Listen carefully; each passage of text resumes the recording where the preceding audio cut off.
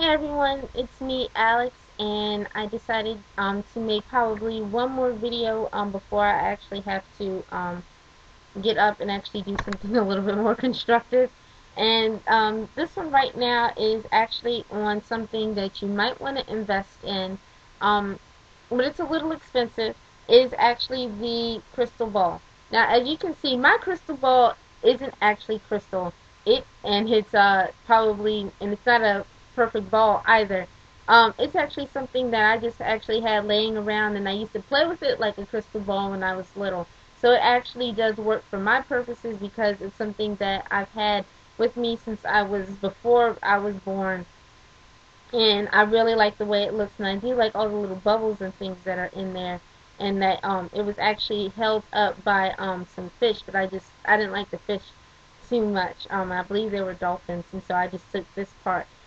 Crystal balls are obviously used just because not only do they look really, really cool, you can actually just gaze into the crystal ball and they're supposed to get clouded over, and you're supposed to be able to see the future or the past or even the present in them. So that's why something that you might want to invest in. This one is actually glass, but I still like it anyway, even though it's not a crystal.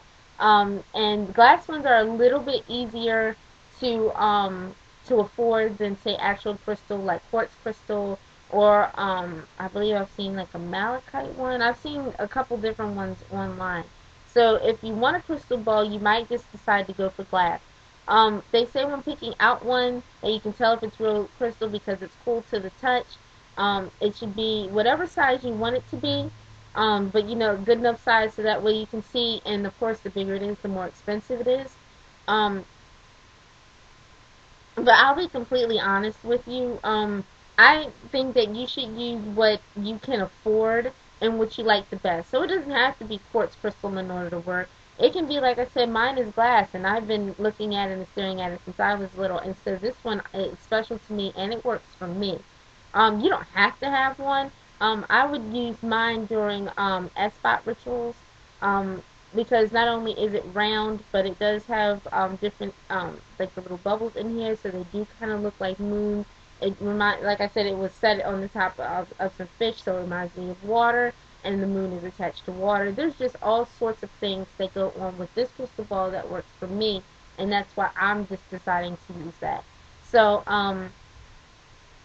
and I haven't really used it so far yet. I need to cleanse it and everything like that again before I start using it. But I've just been keeping it along with my other tools so that way they can kind of absorb my energies that I've been putting into everything. Alrighty, so if you have any questions or concerns, of course you can just ask me. And once I get more into using my crystal ball again, um, from adult crystal gazing rather than childish crystal gazing, I will make a couple videos on that. Alright, thanks. Bye.